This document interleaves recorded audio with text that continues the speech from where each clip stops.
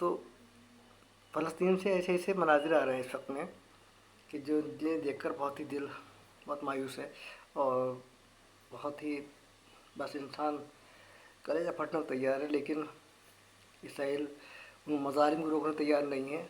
और जो सऊदी ममालिक हैं, मुस्लिम ममालिक हैं, वो भी एहतजाज नहीं कर रहे हैं। ख़ासतौर तौर से सऊदी अरब से शिकायत मुझे ये है, तो इसराइल का लोग बायकाट करने को कह रहे हैं। तो मैं ये चाहता हूँ, बजाय इसराइल का बायकाट करने के मुसलमानों को चाहिए कि सऊदी अरब का बायकाट करें, और उसकी माशी ताकत जो पैदा होती है अक्सर वो हमारे हज और उम्रा से होती है। तो हम कम से कम ये तहैया कर लें इस बार कि हम ना तो उम्र पे जाएंगे और ना ही हम हज पे जाएंगे, बल्कि हम उस पैसे को जो हमारा उम्र पे खर्च करेंगे, तो हम उस पैसे को अपने फ़लस्तीनी भाइयों और जो फ़लस्तीन की जो तबाह हाल ज़िंदगी है और वहाँ का जो हालात है, उनके लिए हम उस पैसे को देंगे।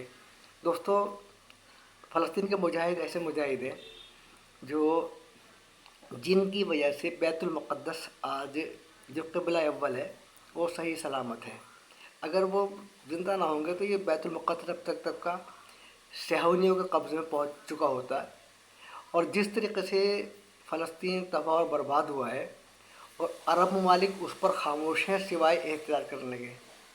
और ये एहतजाज झूठा है, जहाँ तक मेरा अपना मानना है कि एहतजाज बहुत झूठा है और ये सब झूठे और मक्कार लोग हैं।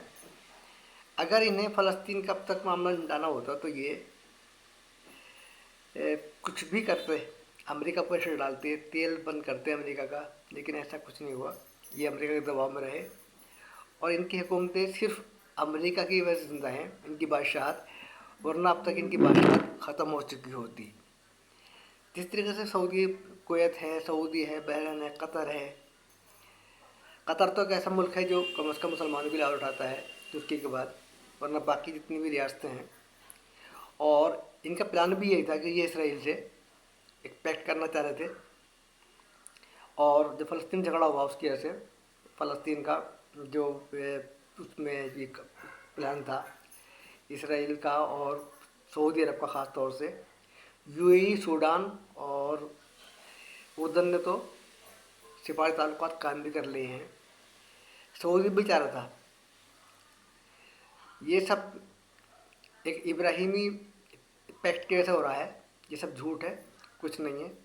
अब तक जो जितने भी हमले हुए हैं वो सब ईसाइयों ने किए हैं। उसमें चाहे वियतनाम हो, नागासाकी, हिरोशिमा हो, उस पर जो परमाणु बम गिराया था उसका वो अमेरिका ने गिराया था, किसी इस्लामी ममालिक ने नहीं गिराया था।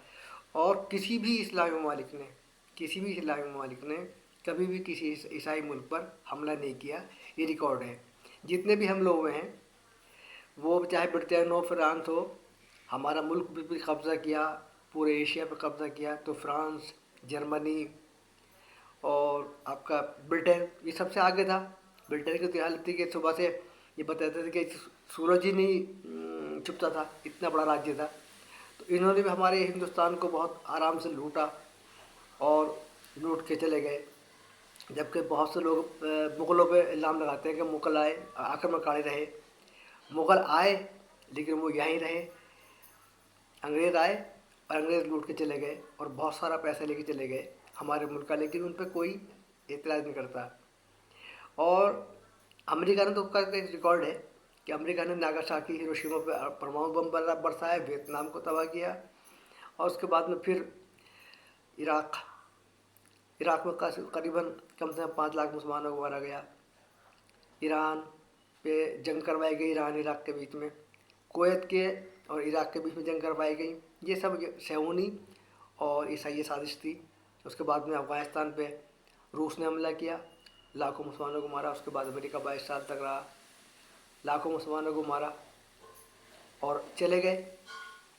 और आज यही मामला जो है वो फ़लस्तीन में दोहराया जा रहा है और अमेरिका इसराइल के पीछे खड़ा हुआ है हर तरीके से, और ईसाई मुल्क भी उसके पीछे खड़े हैं। जबकि जुल्म ये हो रहा है कि मुसलमानों के साथ इंसाफ होना चाहिए था। 1948 से पहले कोई इसराइल नाम का मुल्क नहीं था, लेकिन जिस तरीके से ब्रिटेन ने, ये सब शरारतें ब्रिटेन की हैं। ब्रिटेन ने जिस तरीके से हिंदुस्तान को 3 हिस्सों में बांटा, जब आज़ादी मिली सन 47 में, तो 3 जगह इसको बांटा हमारे मुल्क को। اس طرف پاکستان کر دیا، اس طرف پاکستان کر دیا، بیچ میں ہندوستان کو چھوڑ دیا۔ تو ہمیں آپس میں نفاق پیدا کرنے کے واسطے یہ عیسائیوں نے بھی گیم کھیلا تھا، اور آج اسی طریقے سے فلسطین کی جگہ کو قبضہ کر یہودیوں کو دیا گیا، جبکہ یہودیوں پہ جو ظلم کیا تھا وہ ہٹلر جو کہ ایک عیسائی تھا، اس نے ظلم کیے تھے، تو اس کے سزا عیسائیوں کو ملنی چاہیے تھی، نہ کہ مسلمانوں کو۔ لیکن اقوام متحدہ کے نام پہ اور امن شانتی کے نام پہ مسلمانوں کی معصوم مسلمان فلسطین کو قبضہ کر وہ ان کو وہاں یہودیوں کو بسایا گیا، اور آدھا آدھا حصہ وہ تقسیم کر دیا گیا۔ لیکن آج آدھے کی بات تو بہت دور کی بات ہے، آج ایک غزہ پٹی ہے اور ایک فلسطین کا کچھ علاقہ باقی ہے جہاں پہ اسے دو حصوں میں تقسیم کر دیا گیا ہے۔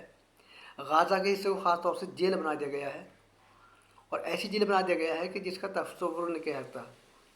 مگر دنیا کا کوئی ملک امریکہ اور اسرائیل کو کہنے کو تیار نہیں ہے کہ آپ جو ہے امن شانتی کے ساتھ رہیں، اور ایسا دو دیشی سمجھوتا کر لینا چاہیے کہ جس میں اسرائیل کا بھی راشٹر مانا جائے اور فلسطین کو بھی ایک راشٹر مانا جائے، لیکن صرف قراردادیں پاس ہو رہی ہیں، اور ان قرارداد کو OIC اسلامک جو سوسائٹی ہے اسلامی ملکوں کی، وہ صرف ایک اعتراض کرتی ہے، اور اعتراض کرنے کے بعد خاموش ہو گئی۔ جمعہ کے روز ان کے یہاں میٹنگ ہوئی، لیکن اس کا کچھ نہیں ہوا۔ حملے برابر جاری ہیں، آج بھی جاری ہیں، اب بھی جاری ہیں۔ کل رات ایک مسجد پر حملہ کیا ہے اسرائیل نے، جس میں 400 لوگ شہید ہوئے ہیں۔ چھوٹے چھوٹے معصوم بچے زخمی ہیں، چیخ چلا رہے ہیں، دوائیاں نہیں ہیں، اور لاشیں رکھی ہوئی ہیں دفنانے کے لیے، تابوت نہیں ہیں، جگہیں نہیں ہیں، کیونکہ بہت چھوٹا علاقہ ہے جو اسرائیل نے اس کو بلاک کر لیا ہے۔ تو اب اس کا طریقہ یہی ہے کہ نہ تو امریکہ مانے گا، نہ عیسائی ملک مانیں گے، اور نہ ہی UN میں مسلمانوں کی بات سنی جائے گی۔ تو اب مسلمانوں کو نئے طریقے سے سوچنا یہ چاہیے کہ مسلمانوں کو اسرائیل اور امریکہ کا بائیکاٹ کرنے کے بجائے ان اسلامی ممالک کا ہی بائیکاٹ کرنا چاہیے، ان کے خلاف ہی احتجاج کرنا چاہیے۔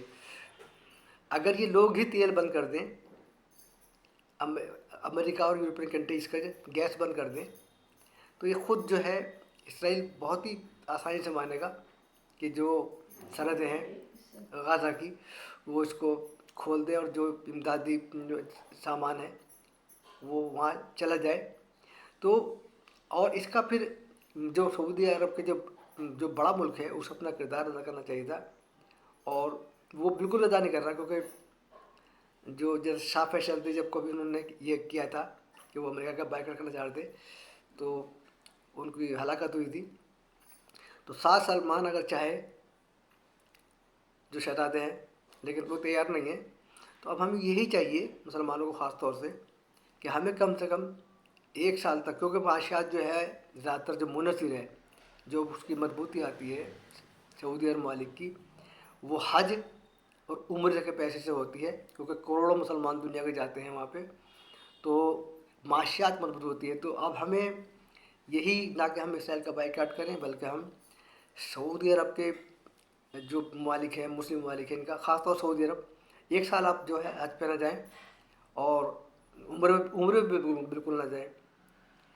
تو اس کا پیسہ جو ہو رہا ہے اور حج پہ خرچ ہو رہا ہے، وہ آپ جو فلسطین کا مظلوم مسلمان ہیں ان کے لیے آپ کریں۔ اور خاص طور سے جو بھی میری ویڈیو دیکھ رہے ہیں تو وہ یہ چاہیے مسلمانوں کو کہ وہ اپنی نماز میں قرآن پڑھ کر مظلوم مسلمانوں کے لیے دعا کیجیے، کیونکہ یہ وہ مظلوم مسلمان ہیں، یہ مجاہدین ہیں جن کی وجہ سے ہمارا قبلہ اول بیت المقدس محفوظ ہے۔ اگر یہ وہاں سے نکل گیا، اسرائیل نکالنا کامیاب ہو گیا، تو اسرائیل ظالم حکومت کا نہ صرف غزہ بلکہ آپ کے قبلہ اول بیت المقدس پر بھی قبضہ ہو جائے گا۔ تو اس سے پہلے کہ یہ ہو، آپ کے مجاہد، آپ کے فلسطینی عزم جو لڑ رہے ہیں، آپ کے فلسطینی بھائی، وہ کمزور ہوں، انہیں مضبوط کرنے کے لیے آپ کو چاہیے کہ آپ جو ہے کم سے کم اسرائیل پہ حکومت نہ ڈال کے، UN پہ نہ ڈال کے، اور عیسائی ملک کو تکیہ نہ کر کے یہ کریں کہ آپ جو ہے پریشر ڈالیں اسلامی ممالک پہ، خصوصی طور سے سعودی عرب پہ. اور اس کا طریقہ یہی ہے کہ آپ جو ہے ایک بار 1 سال تک، صرف 1 سال تک جو ہے آپ عمر پر رہ جائیں، اور ایک بار حج کا موقع آپ کو زندگی ملے گا، اور نہیں ملا تو اللہ کریم ہے. لیکن اگر فلسطین کے مجاہدین وہاں سے اسرائیل ہٹانے میں کامیاب ہو گیا اپنی سازش میں، تو جو آپ کا قبلہ اول ہے بیت المقدس، وہ آپ سے چھن جائے گا، اور جس کی بھرپائی جو ہے وہ ناممکن ہوگی. سب ایک بار پھر مل کے اپنے فلسطینی بھائی کو دعا کرتے ہیں، اللہ تعالیٰ انہیں سلامت رکھے، خیر سے رکھے. السلام علیکم ورحمۃ اللہ وبرکاتہ.